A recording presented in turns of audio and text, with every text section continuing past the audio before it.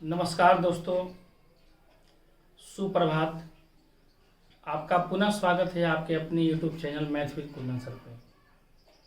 जैसा कि देखिए, हम लोग जो अभी जितने भी वीडियो अपलोड हो रहे हैं, अभी अनुपात से रिलेटेड टाइप वाइज जो है वीडियो आपका जो है वो अपलोड हो रहा है।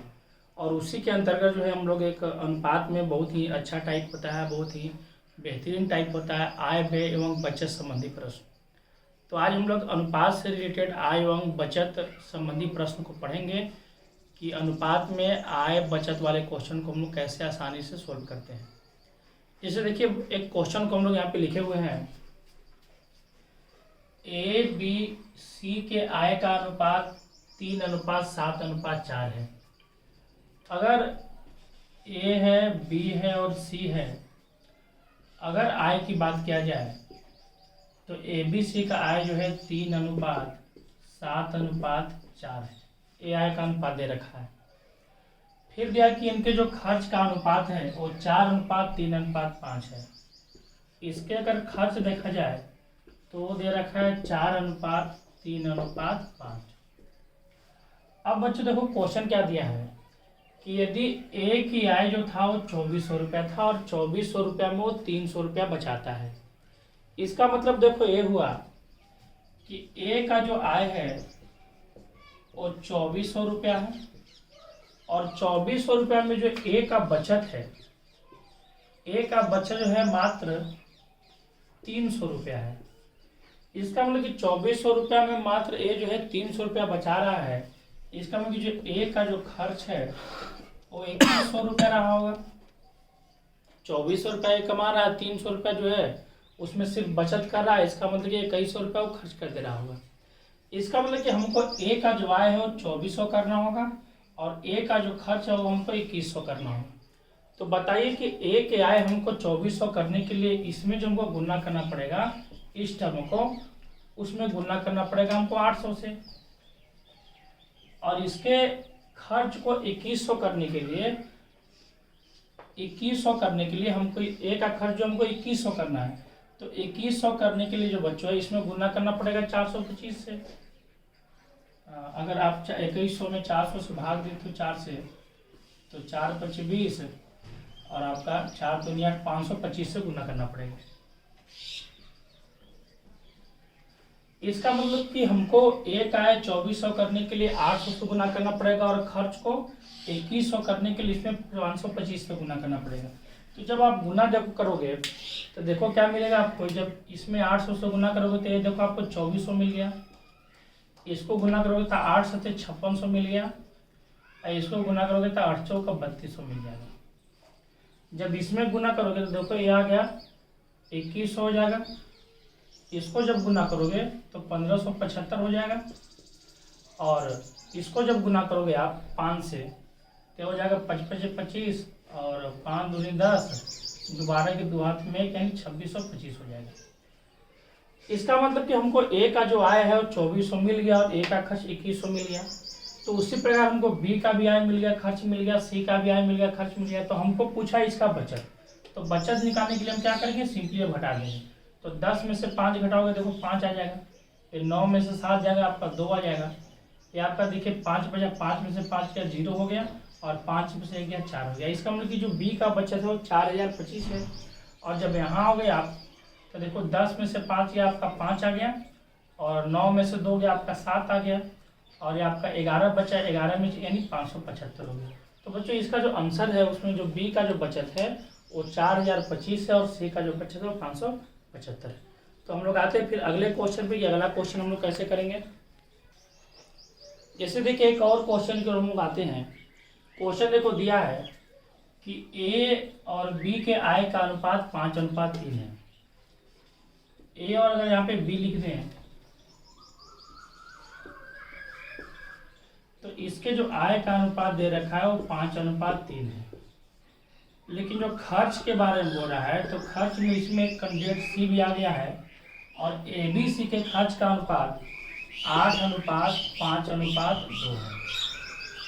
अब आगे देखो दे रखा है कि जो बी का बचत है, अगर बचत की बात करें तो जो बी का बचत दिया वो 700 रुपया दे रखा है। तो क्वेश्चन बोला कि बताओ कि ए का बचत क्या होगा। फिर से एक बार क्वेश्चन को आप समझ लें। ए और बी के आय का अनुपात 5:3 है। ए, बी और सी के खर्च का अनुपात 8:5:2 है। सी का जो है वो खर्च दे रखा है, लेकिन सी के आय के बारे में कोई चर्चा नहीं किया हुआ है, तो हमको उससे कोई दिक्कत नहीं है। बी का जो बचत है वो 700 रुपया दिया हुआ है, तो बोला कि बताओ ए का बचत क्या होगा। तो देखिए यहाँ पे हिंट दिया है कि भाई जो सी का खर्च होना चाहिए वो 2000 रुपया होना चाहिए। इसका मतलब कि सी के खर्च को हमको 2000 करना है, लेकिन अभी यहाँ पे 2 है और हमको करना है 2000, तो हमको इसको 2000 करने के लिए सब में 1000 से गुना करना होगा। तो ये आपका 2000 हो जाएगा, ये आपका 5000 हो जाएगा और ये आपका 8000 हो जाएगा। यहाँ तक क्लियर हो गया। बोला था कि भाई सी का जो खर्च होना चाहिए वो 2000 रुपया होना चाहिए, तो 2000 करने के लिए हम 1000 से गुना किए, तो अनुपात में जानते हैं कि एक में गुना करोगे तो सब में गुना हो जाएगा, तो सभी में गुना हो गया। अब जो बचत दे रखा था वो बी का वो 700 रुपया था, तो आप बताओ कि बी जो खर्च किया 5000 रुपया, खर्च जो बी किया है वो 5000 रुपया किया है और बचत जो किया वो 700 रुपया है। इसका मतलब कमाया होगा 5700 रुपया, तब ना 5700 रुपया में 5000 रुपया खर्च किया और 700 रुपया बचाया। इसका मतलब कि हमको जो बी का आमदनी है वो 5700 रुपया करना है, तो इसको 5700 करने के लिए हमको इसमें गुना करना पड़ेगा 1900 से, तब ना 19 किया 5700 होगा। तो जब हम इसमें 1900 से गुना करेंगे तो इसमें भी 1900 से गुना हो जाएगा, तो इसमें 1900 से गुना करेंगे तो 19 किया 5700 हो गया, और इसमें 1900 से गुना करें तो 19 से 9500 हो गया। आप तो बताओ कि हमको जो मिल गया वो ए का आय मिल गया 9500, और जब ए का खर्च जो है वो 8000 है, तो ए बताओ कि 9500 रुपया कमा रहा है और 8000 रुपया खर्च कर रहा है। इसका मतलब ए जो बचा रहा है वो 1500 रुपया बचा रहा है। तो आपका जो बच्चों इसका आंसर होगा कि जो ए का जो बचत होगा वो 1500 रुपया। अब हम लोग आते हैं तीसरे क्वेश्चन की ओर कि आय व्यय में तीसरे क्वेश्चन को हम लोग कैसे सोल्व करेंगे। तो देखिए तीसरा क्वेश्चन क्या है। जैसे देखिए हम लोग आय व्यय के अंतर्गत ही एक और क्वेश्चन पे आते हैं। क्वेश्चन देखो क्या दे रखा है कि ए और बी के मासिक आय का अनुपात 5:6 है। ए और बी लिखें तो जो मंथली आय है वो मासिक आय का अनुपात 5:6 है, और जो दे रहा है कि मासिक जो खर्च का अनुपात है वो मासिक खर्च का अनुपात 3:4 है। क्लियर। अब जो बचत देखो दे रखा है कि भाई ए का जो बचत है वो 1800 रुपया है और बी का बचत जो है 1600 रुपया है। तो बोल रहा है कि बताओ कि भाई बी की आय क्या है, या कभी कभी पूछ देगा बताओ ए की आय क्या है। तो देखिए बच्चों इसके पहले हम एक आपको वीडियो जो है अपलोड किए हुए थे, उसमें हम क्रॉस प्रोडक्ट मेथड आपको सिखाए थे कि क्रॉस प्रोडक्ट मेथड से हम लोग कैसे क्वेश्चन को सोल्व करते हैं। तो बच्चों जब भी अगर ऐसा क्वेश्चन आपको आय व्यय में आ जाए अनुपात के अंतर्गत, तो हमेशा क्या करो कि आप इसमें क्रॉस प्रोडक्ट लगा लो, क्वेश्चन बहुत आसानी से बन जाएगा। और क्रॉस प्रोडक्ट का नियम आपको बताए थे वीडियो में कि पहले अगर ये दो पार्ट को हम लोग तुलना करेंगे तो बताए थे कि तिरछा तिरछी गुना होता है, तब 5 का 20 और 76 या 18, 5 का 20 में से 76 या 18 करेंगे तो इसका वैल्यू हमको 2 आएगा। और जब इसमें हम लोग क्रॉस प्रोडक्ट लगाएंगे तो आएगा 18 चौक 72, 7200 और 16 4800। तो 7200 में से अगर 4800 आप घटाओगे तो आपको 2400 आ जाएगा। इसका मतलब कि 2 का वैल्यू जो है वो 2400 रुपया है, तो बताओ 1 का जो वैल्यू होगा वो 1200 रुपया होगा। तुलना कर लिए कि जो 1 का वैल्यू होगा बच्चों वो 1200 रुपया होगा। तो क्वेश्चन बोला कि बताओ कि बी की आय क्या है। तो बी का आय का वैल्यू 6 है, और जब हम 1 का वैल्यू 1200 रुपया लिखे तो 6 का वैल्यू होगा 12 छक 7200 रुपये। कभी कभी क्या बोलेगा कि मासिक आय न पूछ के बच्चों वार्षिक आय पूछ देता है कि बी की वार्षिक आय बताइए, बी की वार्षिक आय क्या है। तो बताइए कि जब एक माह में बी जो है 7200 रुपया कमा रहा है, तो एक वर्ष में 12 माह होता है, तो 12 माह में कितना कमाएगा, तो 12 में हम गुना कर देंगे 7200, जो आएगा आंसर हो जाएगा। तो बच्चों ये जो क्रॉस प्रोडक्ट है हम आपको पहले वीडियो में बताए हैं, जो बच्चे अगर नहीं पढ़े होंगे तो एक बार आप देख लीजिए, प्लेलिस्ट में जाइएगा, उसमें अनुपात आप जब खोलिएगा अनुपात को ओपन कीजिएगा प्लेलिस्ट में, तो आपको क्रॉस प्रोडक्ट मेथड हम आपको बताएं उसमें आपको मिल जाएगा। अब आते हैं अगला क्वेश्चन की ओर। देखिए कि अगला क्वेश्चन जो है हम लोग कैसे सोल्व करेंगे आय व्यय से। जैसे देखिए हम लोग एक क्वेश्चन की ओर और आते हैं, बहुत ही सिंपल क्वेश्चन है, बहुत आसानी से देखो सोल्व हो जाएगा बच्चों।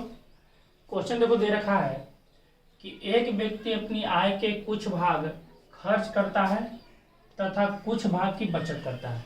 एक व्यक्ति जो है कुछ जो आमदनी किया उसमें से कुछ भाग को खर्च किया और कुछ भाग का वो बचत किया। अब दे रखा है कि इनके जो खर्च है और बचत का अनुपात है 20:3 है। यानी अगर खर्च लिखें और बचत लिखें तो खर्च अगर 20 रुपया कर रहा है तो बचा रहा है वो 3 रुपया। तो बताओ कि अगर 20 रुपया खर्च किया और 3 रुपया बचत किया, इसका मतलब कमाया कितना होगा। तो अगर आय निकाले तो इसका मतलब कमाया वो 23 रुपया हो गया। तब न 23 रुपया में 20 रुपया जो है खर्च किया और 3 रुपया बचाया, तो यहाँ से हम आमदनी निकालें कि आमदनी जो होगा बचो 23 रुपया हुआ रहा होगा। अब वहाँ पे क्वेश्चन दिया है कि भाई उसकी जो मासिक आय वो 9200 है। वहाँ पे जो आय दिया है वो दिया है 9200, लेकिन मेरे हिसाब से जो आय आया है वो 23 आया है। तो जब तुलना करेंगे तो 400 गुना हो गया कि भाई 400 गुना है। तो क्वेश्चन बोल रहा है कि बताओ इसकी बचत कितना है। तो जब हमको पता चल गया कि जब ये 400 गुना है तो बचत बोलेगा तो बचत में हम 400 से गुना कर देंगे। इसका मतलब कि जो इसका बचत होगा वो चढ़ती यही 1200 रहा हो। अगर मान लो इसका खर्च बताओ इसका खर्च क्या है, तो चूंकि इसका खर्च 20 है और हम जानते हैं कि तुलना करना हमको 400 से है, तो खर्च पूछता तो खर्च में अगर 400 से गुना करते हैं तो खर्च इसका होता है 8000 रुपये। तो बच्चों देख लें कि बड़ा सिंपल क्वेश्चन है और आसानी से सोल्व हो जा रहा है। एक और अच्छे क्वेश्चन के लोग आते हैं और देखते हैं कि आय व्यय के अंतर्गत जो है अनुपात में और क्वेश्चन क्या पूछा जाता है। तो देखिए अगला क्वेश्चन के लोग आ रहे हैं।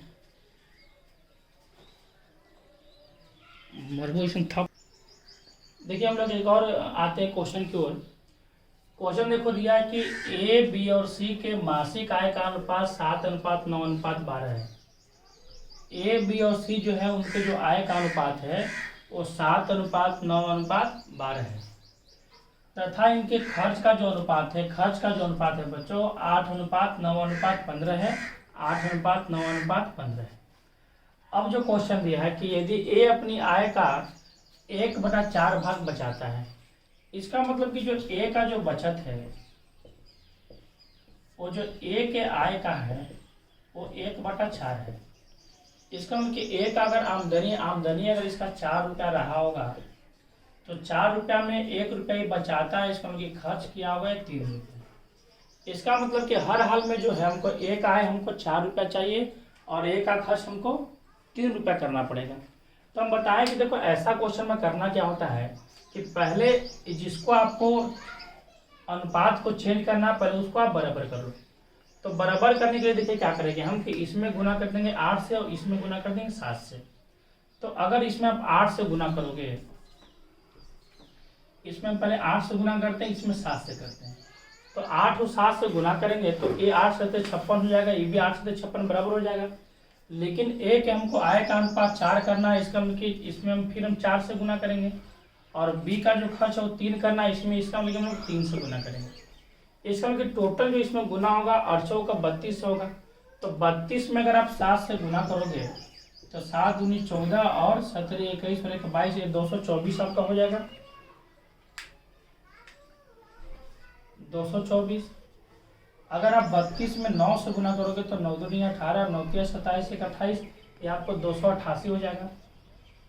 और अगर 32 से अगर आप 12 में गुना करोगे तो 12 दूनी 24 कि 4 हाथ में 2 हो जाएगा। 12 36 2 38 384 आपका हो जाएगा। उसके बाद जब 21 से इसमें गुना करोगे तो आप 21 में 8 से करोगे तो 8 168 आपका हो जाएगा। 21 से अगर आप 9 में करोगे तो ये आपका 189 हो जाएगा।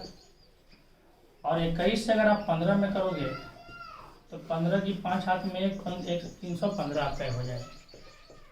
इसका मतलब जो हो गया वो हमका ए का जो आय हो गया वो 224 होगा और ए का खर्च 168 हो गया।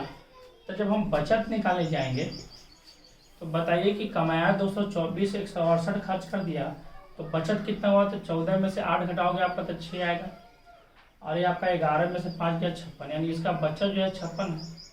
इसमें जब आएंगे तो 288 में 189 घटाओगे तो आपका 99 आ जाएगा। और जब इसमें आएंगे तो अब 14 में से 5 घटाओगे तो 9 हो गया और 7 में से गया 6 हो गया। बच्चों इसका जो आप आंसर दिया हुआ है वो इनके बचत का अनुपात 56:99:69 होगा।